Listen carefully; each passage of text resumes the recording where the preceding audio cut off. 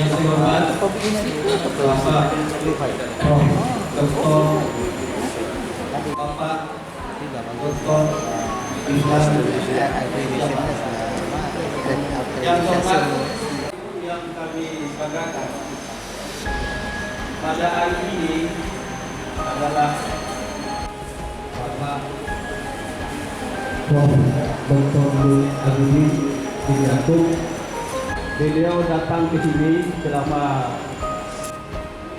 sama ini sudah menjadi beberapa akademi nasional dalam negeri dan baru untuk yang kedua.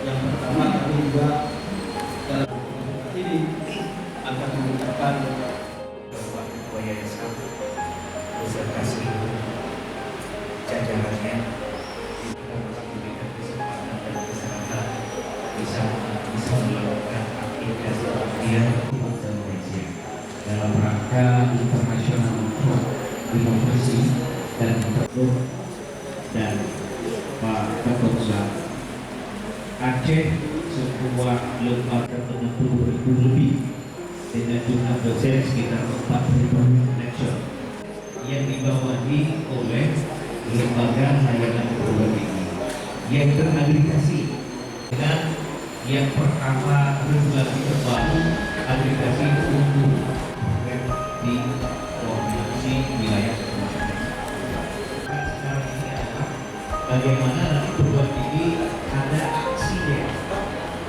untuk Malaysia dan juga Indonesia. Kita sekarang sudah kita arahkan ada perubahan joint research jurnal barang satu tahun 10. Sabang ini melakukan dengan Universiti Bangsa Malaysia itu manfaatnya dua, manfaatnya bagi Universitas Bangsa Malaysia dan juga bermanfaat untuk aplikasi STS kita ini.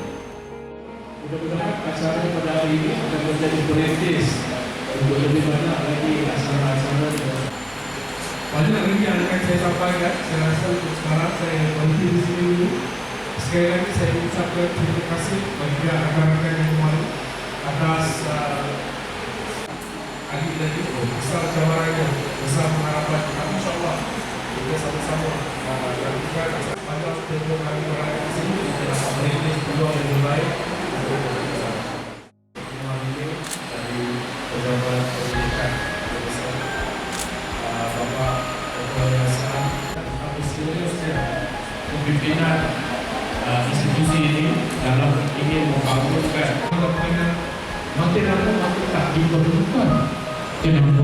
Energi yang dibawa, yang dicipta dalam era itu telah merubah. Diletakkan oleh kawan saya Dr. Abu Hanifah dan sekarang ini dalam under review untuk jurnal yang cabaran di Malaysia sama macam apa yang Bapak Ali sebutkan. Ada orang yang untuk rugi? tidak ada. Ada juga. Mungkin di masyarakat kita perlukan. Tetapi secara umumnya bila kita cakap pasal keusahawanan kalau di Malaysia yang besar kepada landscape penggunaan di kalangan konsumer kita disebutkan oleh Bapak Ali tadi. Cabaran di Malaysia sama macam apa yang kita cakap pasal keusahawanan, semestinya orang akan bercakap tentang berdagang. Itu yang selalu dipikirkan oleh masyarakat umum. Bila menunjukkan satu produk, apa proses yang dilalui? Istilahnya dia develop dan sebagainya. Sebab ini adalah apa yang kita panggil yang mengusahakan khidmat penawaran hotel services. Transportation tanpa memiliki satu kereta, satu taksi pun dia ada. Ya? Sebab itu biasanya sebahagian daripada amalan kita sekarang menunjukkan satu produk, apa proses yang dilalui? Sebesar kita sendiri. Sebagian alasannya adalah bahwa mereka mungkin tidak tahu apa itu bisnis, apa itu produk. Tetapi mereka ini adalah sekumpulan pelajar yang mencipta dan ada ijazah keseluruhannya S1. Saya harus bekerja. Jadi persepsinya walaupun produk ini mempunyai potensi yang besar. Dia kata baju hijau yang cantik, adik makan roti, dia kata makan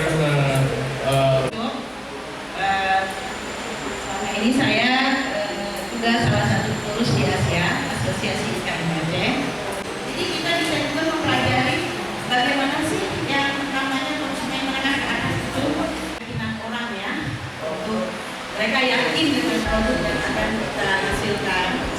Kita bisa menghasilkan satu produk yang betul-betul berkualitas dan betul-betul itu menjadi ciri khas kita. Jadi pelanggan yang kita tuju itu mereka yakin ketika mereka seperti saya.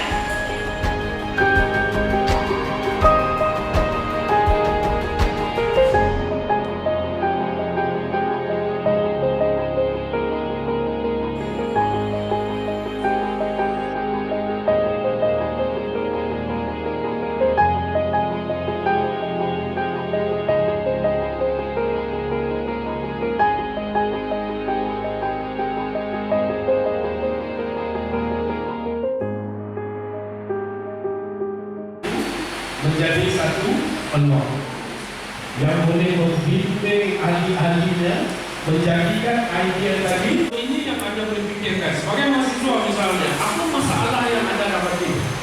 Peluang yang mempunyai nilai sekiranya kamu menjadi satu peluang. Sebab itulah selanjutnya apabila kamu yang boleh membimbing ahli-ahlinya akhirnya menjadi peluang. Jadi kalau kita tengok sini, kita kata ini menyelesaikan masalah. Anda harus coba untuk mengenal pasti apakah permasalahan yang pengguna. Number one, pastikan